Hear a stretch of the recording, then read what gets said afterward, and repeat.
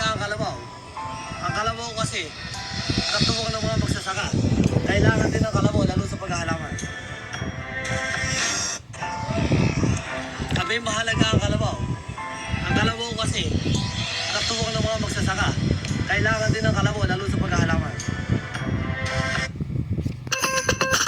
Ang saya-saya dito sa MOA Po Park. Siguradong mag-e-enjoy ang mga fur babies ninyo.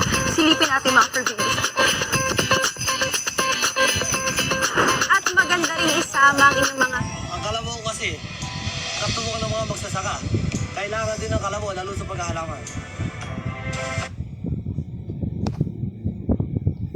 ng MOA Sky Park. At diretsong selfie dito sa MOA Sky Viewing Deck.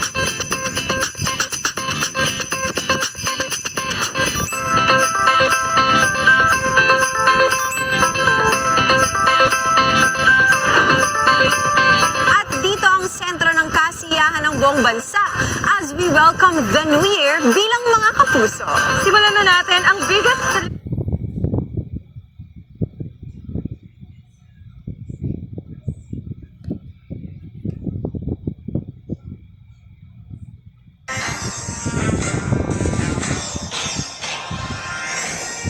Kilala ang Bukid ng Bulacan bilang isang agri-industrial town, home of the Riling Carabao Festival, Thanksgiving sa bountiful harvest na na-receive ng mga farmers.